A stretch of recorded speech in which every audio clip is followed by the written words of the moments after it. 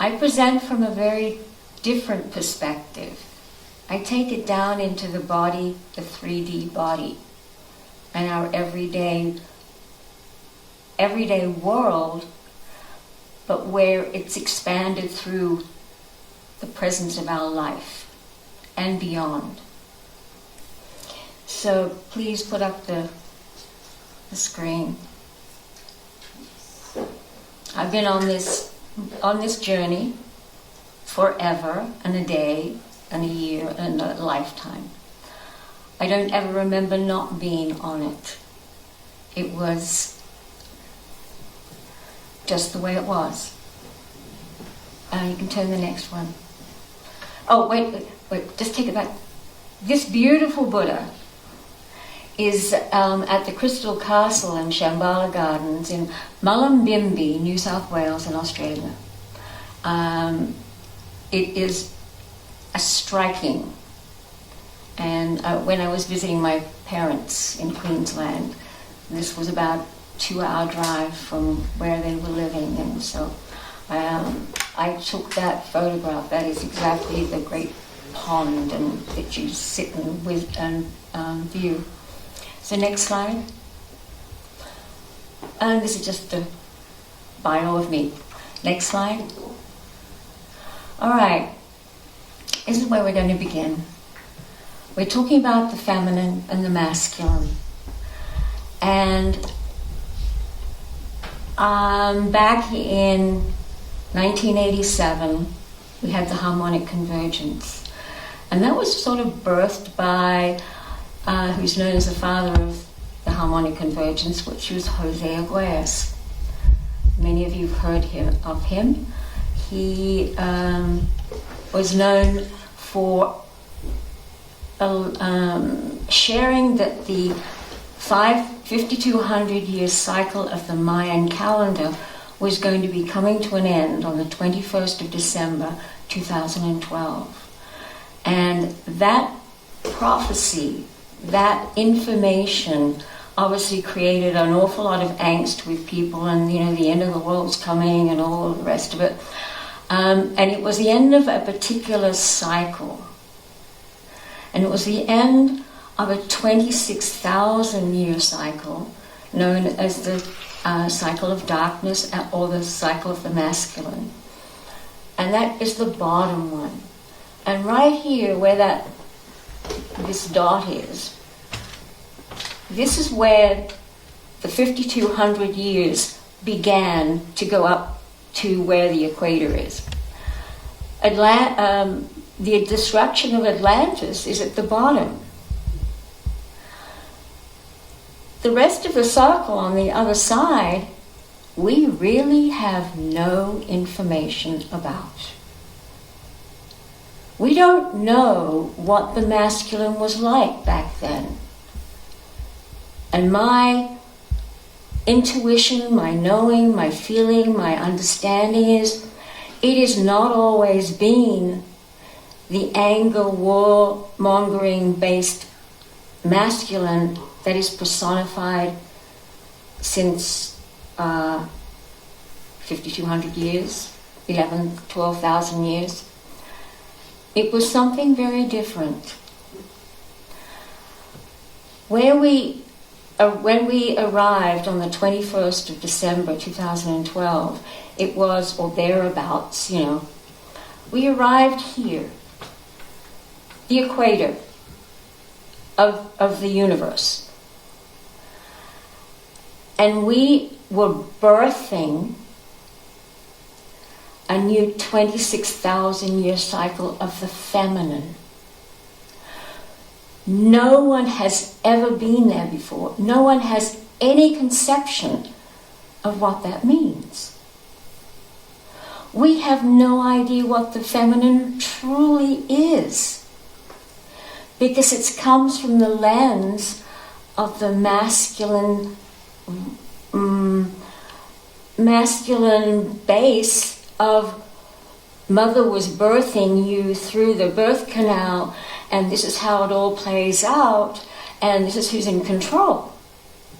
And it's been going on for thousands and thousands and thousands of years.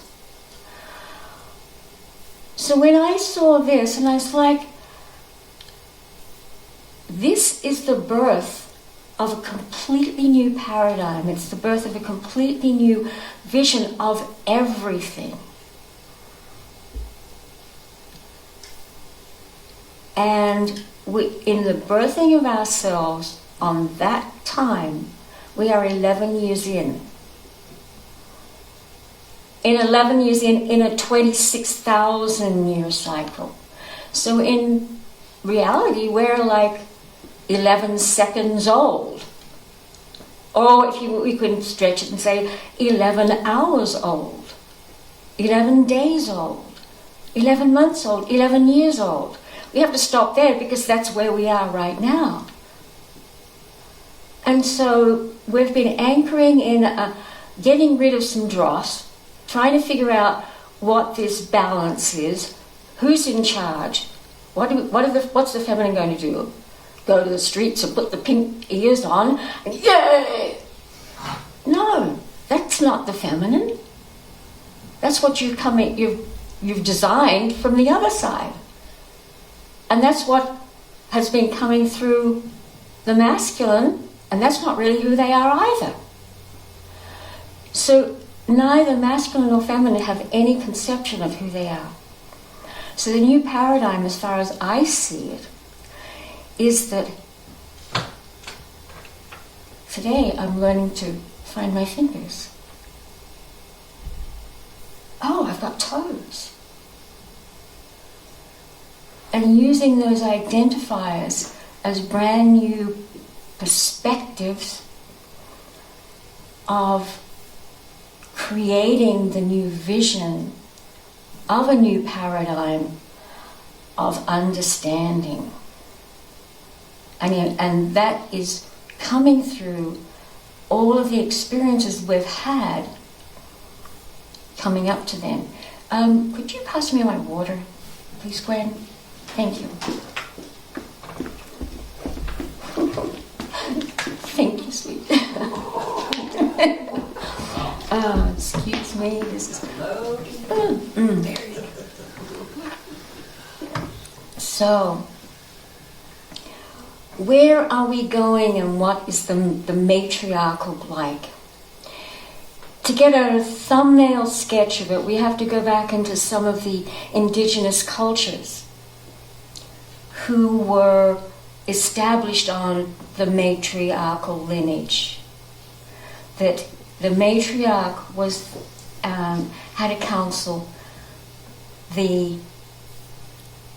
She decided who and what was coming into the council, and it was not just made up of feminine, it was made up of men as well, because we have to bring everyone in together.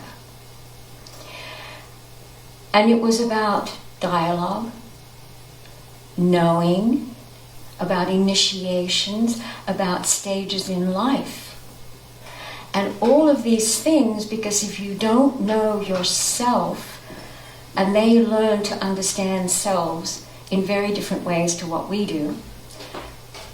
There were stages in life, and they went through the initiations. The young girls and the young boys at puberty went through, and they went out to go and prove themselves by, catching a deer or something, and they had to go and have that energy of understanding what it's like to honor life, take it and use it for product, for something, for sustenance. And so all of these things come through the matriarch. That was all wiped out.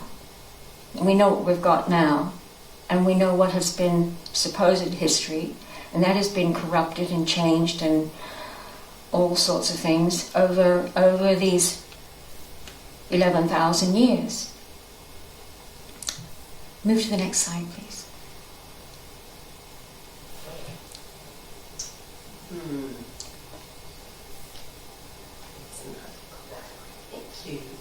Okay. So, where I'm going to go now is going to take just a break. And it's interesting that every single person has done a version of this. the daily mantra of release. And it's something that was downloaded to me probably, 2010 to 8, 10, somewhere around there. And it's today I release from myself all blocks, fears, people, thoughts, things, and resistance within all layers of my physical body, life experiences, and all other associated dimensions that serve me no longer and are not in my highest good. The 3 words that I use all the time, nearly every day: I dissolve, neutralize, and purify. These releases from my energetic cellular structure to make room for the beginning of all wondrous and necessary and wondrous healing that will communicate through every cell of my being and out love, balance, harmony in my life. And then the I am comes in once again. I am whole, I am healthy, I am strong, I am courage, I am love. I am the light of love emanating into the world. I am compassion, and I am truth, I am beauty. I am all that I am. I am complete today. May all in my life be blessed by the divine that I hold. Each one of you holds something very differently to me in my divine belief or honoring or experiences. This is what's really important. To be to know and to be true for me today. And then everyone brought up breathing. It's really important. And if you notice that every time somebody says the word breath, breathe, or breathing, your body automatically tries to take an intake of breath. It's something that you're not even conscious of, but it does as soon as you say it. And so you breathe, take in a breath. As soon as I said it, breathe with knowledge, breathe with direction, breathe through the entire body, breathe life. And then this is just a diagram that was shown to me that you breathe from your heart, breathe up and around, and then it comes out and around, and it's this infinite circles of breath. We all have our different ways, do whatever feels right and correct for you. Excellent. All right, so now we go on a journey of a little somewhere else. I have a mind that, not unlike you, Sonia, that I research. I was never told to go to college, university. And there were times I had, both my husbands were college educated and everything else. They would never listen to me. You haven't been to college. You don't know. So I go, okay. And years later, my sweet Presbyterian minister of a husband, that we had the most dynamic and insane, revealing 10 years of a marriage. I learned so much about so many things that you would never believe through where we served. And he would never listen. It was like, the part of it was why we divorced, because he was not growing the way I wanted him to grow. And he would say, you were in class today. I went, what are you talking about? This is maybe 5-10 years later. You were in there. And I said, why? He said, do you remember when you was talking about da-da-da and you were trying to get me to understand this? He says, I was finally understanding it and my students were asking me about it. And he said, I had to bring back your words. He said, I'm sorry, I wasn't ready. You plant the seed, you never know when it will be germinated. That's our role. That's my role. So this was a diagram. The first view is the holographic dimensional lifetimes and possible soul choosing life experiences. And we tend to look this way, in a linear fashion. And I was always shown this. And we have the matrix, the networks. And each lifetime is like, this lifetime is one like this. And the one prior to that is up here, and it's like this. And when I was shown what soul was, it was a handful of snowball in the snowstorm with millions of snowflakes. And I was shown this is how soul was evolved. Particles from mom, a bunch of particles from dad, a bunch of particles from heritage, lineage, lifetimes, and then another bunch of totally unique soul cells or snowflakes that are unique to you specifically. And that's usually why we stand out. And they go, that's not what the family, nobody in the family's done that before. No, because that is your unique imprint. So when we get messages and we're tapping through, I was shown that these are spinning one way, the other way, and so the messages are coming through and they're weaving through these dimensions to get into us. And so we have rememberings of times that we didn't know in ourselves, that when it's ready to wake up, they will wake up. And then when this came later, and I'm looking at it and I'm going, oh my God, this flat view is the same layers representing the technology that is above us. There's not just one field, this great big matrix of a network, and everything's connected to it. There are layers, and it's the satellites, the phones, the military, television and cable, the consciousness grid is in the middle, 3G, 4G, 5G, whatever that is, I can't read my own writing, utilities and secret networks. And I say to people, be very, very careful when you say my guidance. Be very, very careful of what guidance you're listening to. Because now the technology is so sick that they are using psychic fields to act as spiritual guides. I learned that in an ayahuasca journey that I was on. That a voice came and said to me, I'm paralyzed. This is 2011. And for I don't know how many hours. Like this. The only thing was my mind was going. And this voice kept on coming in.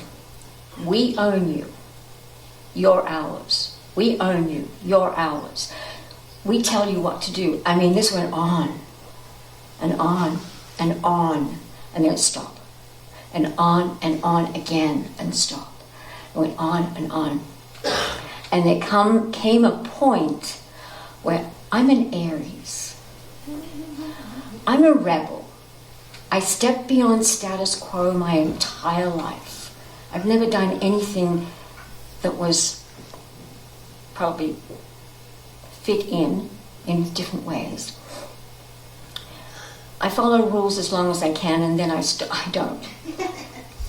And so this voice, metallic male voice, was insistent. We own you. We own you. And it sounded very similar to the energies that I was getting when my husband and I were under attack through the church. And so I went, oh, no, you don't. And at some point, I'm lying flat on the ground, and then I have my 10-pound Lemurian crystal there, and all of a sudden, out of a completely static place, and there's a room full of people, I bolt upright. No! I am stronger than you. I am in control. No. And it went. It has not come back. Because every time I get an inkling of that, oh no, I am more powerful. The human body is the most powerful computer on the planet, bar none. Because that's why they want to usurp us. We think for ourselves. We have a mind that can create, communicate, have empathy, have love, have emotion, to touch, to feel, to honor. That's the very thing that an inorganic, artificial anything can never, ever have. Now they are trying to take over, steal, whatever, different words, the human soul. I'm going, And then the other day I listened to an incredible presentation coming out of Europe. And it was a doctor, a female doctor, most brilliant, courageous woman I have ever heard. And she shares that in her research and what's coming out of research in Russia, in other countries, is that the military have discovered that the soul is actually a light frequency hologram. And because of that light frequency hologram, it can be tapped in through this weird nano whatever, and be accessed. And I went, should I be saying this out here? Yeah. Because if we don't say it, if we don't express it and put it out there, then we're part of the problem. And so to know, once you've heard it, you can't take it back. So next slide, please. I do get intense. Great. Next slide. Yep. Okay. Now we come back down to earth. Who and what are in control of your life? And we have this ring here, and it's all sorts of food and drugs, relationships, work. I can't even read it, actually. Can anybody else read it? It's too close. And you're in the middle, and it's religion, and it's everything. People, relationships, society, television, drugs, whatever, right. And they're all separate, they're all taking over, and they have their little compartmentalized place that you use them in the world. If we change a perspective, we change how we look at something. And it changes the circumstance. What is responsibility versus what is the ability to respond? They're different. Responsibility is like, it's your responsibility. It's a cop-out. But your ability to respond is your action, what you're going to do about it. And that covers the spiritual, the power of love, the power of the thoughts, alternative therapies and traditional medicine, acceptance, power of peace, and something on the bottom, I can't read it. Next slide, please. But these, when we pull everything together, this is the combination of everything of who we are. Oops. All right, take it back to the, yes. So this is the snowball that I just talked about. And this is you, me, each little baby. And we come with a soul, and it has spiritual, mental, emotional, and mental, aspects. But they're not all coming from just mum and dad and, just the plain old family. These are coming and weaving through generations. And this is, if the page was bigger, it'd have more little babies on there. But you weave them through time and space. And you get certain things, like the red ones. This is where you get all your spiritual information and depth and understanding, or fanaticisms and things like that from this type of lineage. Then you have your emotional bodies coming from another part of your lineage. Then the mental is coming from another part of your lineage. And they're all woven together, and they're so subtle. In order to, the healing work I do, I don't heal anybody. I'm more of an alchemist. I facilitate the alchemy of another person taking charge of themselves and producing the alchemy within themselves to work it through. I'm the facilitator of that. And so I always tell people when we do heal, you can make yourself the proxy of this entire lineage. You can proxy for the family to acknowledge, release, and complete karmic lineage. And over the years working with my clients, both myself and my clients, I have witnessed the difference that when somebody literally something is acknowledged, it's like this, oh my. There's literally a melting away, and it's like the snowflakes have become like an ice. The light that is within you of this, it shines, it melts the snowflake, and that one literally can be felt melting and flowing out of your body.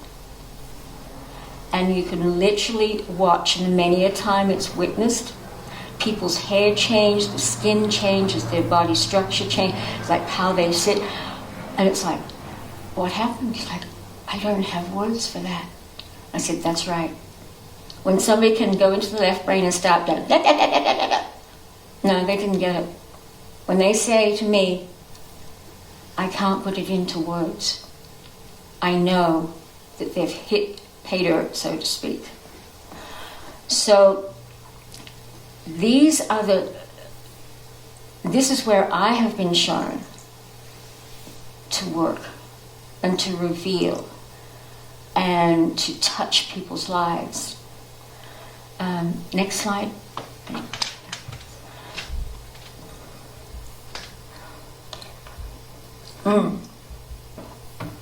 Everybody's talked about mind.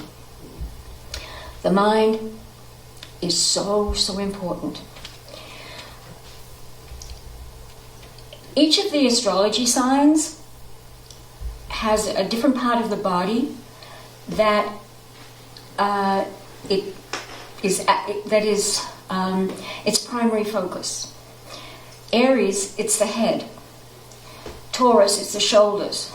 And each one goes down, and Pisces are the feet. I'm an Aries. So this, and every Aries, this probably the most sensitive part of our being. My son was a Libra, and the Libra is right in the middle. Obviously, it has to be the middle of the body if he's the Libra, he's the middle of the zodiac. And that's stomach and pancreas and gallbladder, etc. problems. Absolutely.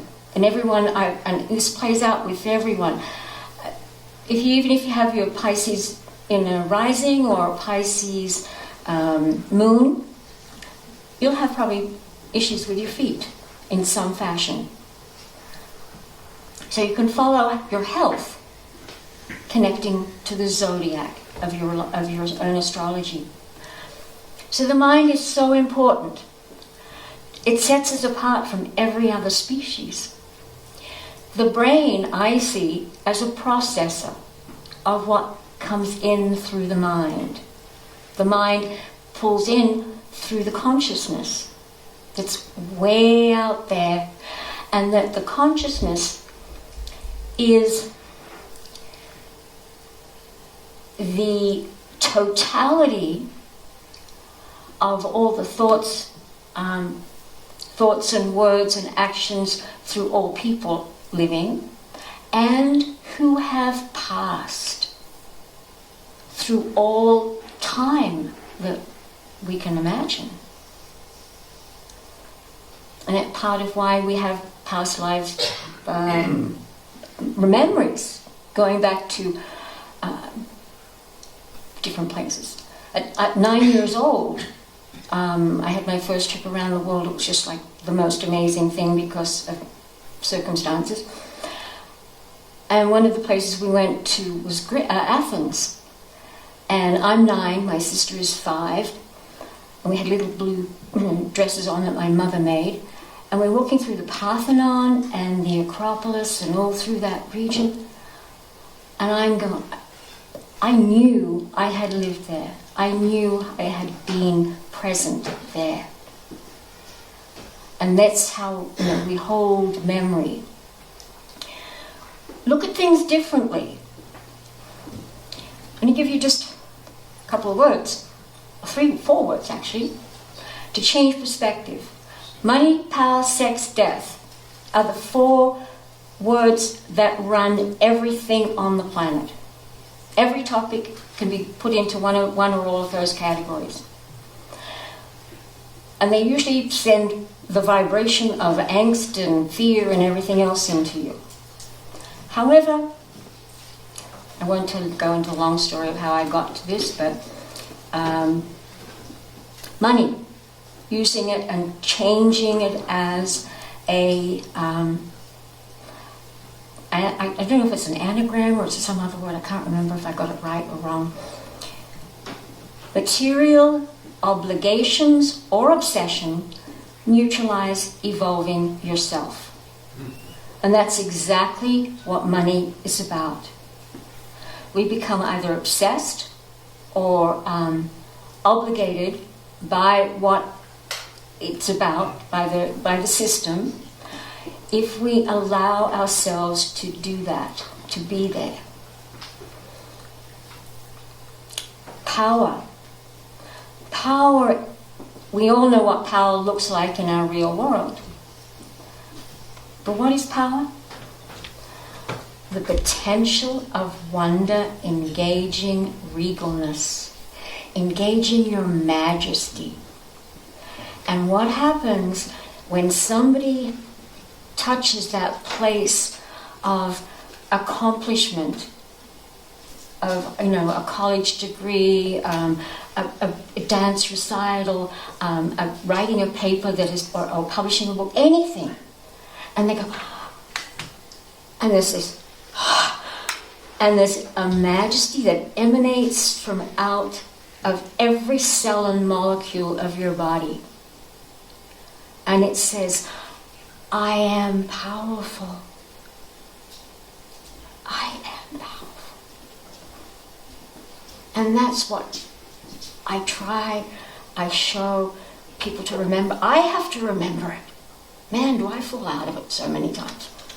But we are. And this is also what the they are afraid of. Woodstock. 500,000 young people, my generation, when we were in our teens and 20s, gathered in this huge field for 4 or 5 days for love, stop the war in Vietnam, and music.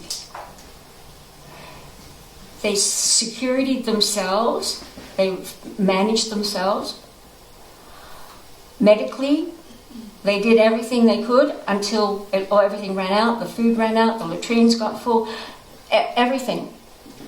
And it's like, what are we going to do? They kept singing, and they kept on having this peace.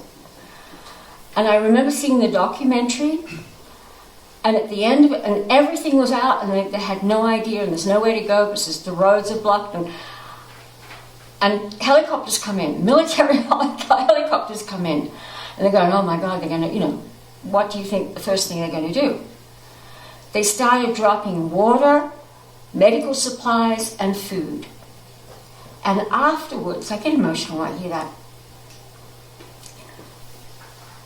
They said, we understand what you're trying to do now, and we want to help you. This is why they also don't want you to gather, because what is that? That is power of the people from the inside out. Go back to the basics. Go back to what you've learned, what you think you know, and go back to being a child of understanding and learning again in new ideas, new ways, new perspectives. The stages in life that we all go through, and they have markers that are very powerful. And you just look back and go, oh my gosh, yeah, now I see. I wasn't ready then.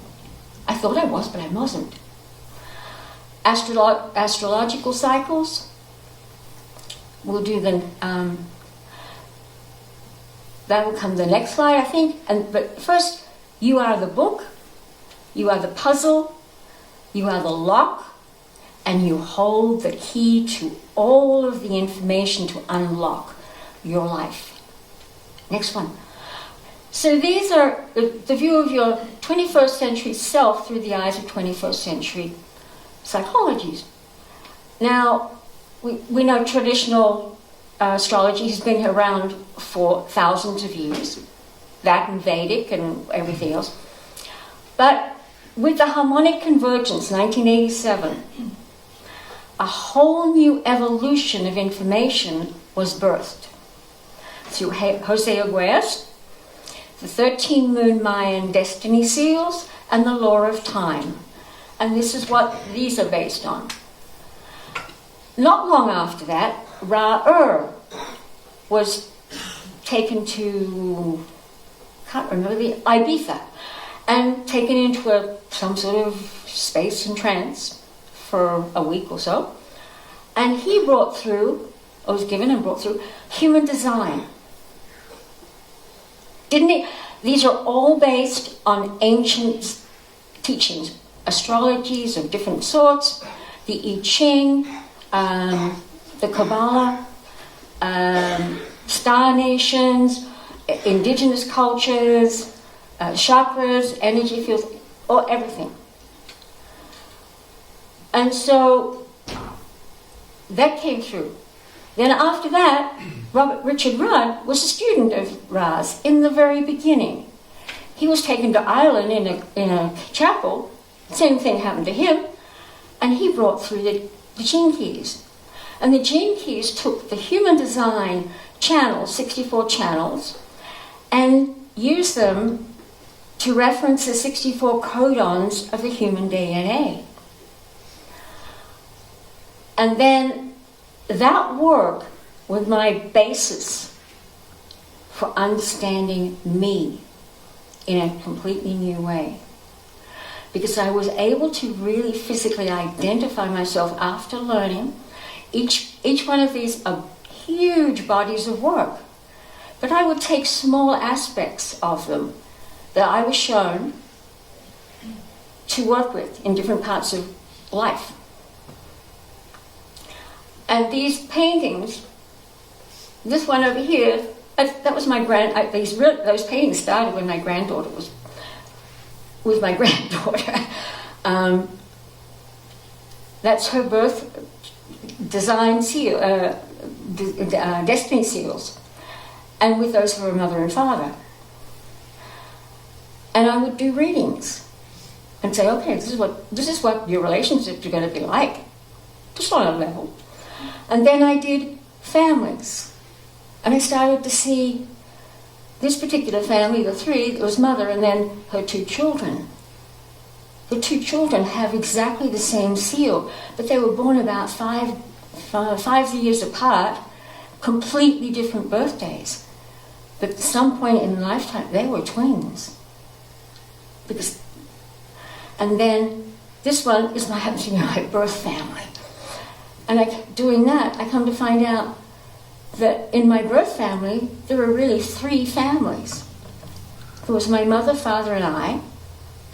And then another makeup of the lineage was my mother, sister, and my younger brother. And then there's another one with my father, my two brothers, and my sister. And that was a karmic, emotional lineage thing that my two brothers never, ever wanted to address. They died, they basically drank themselves to death. Very, very angry men. And it wasn't until after those things that I really started, oh my God, I wish I'd known all of this stuff. Next one, please.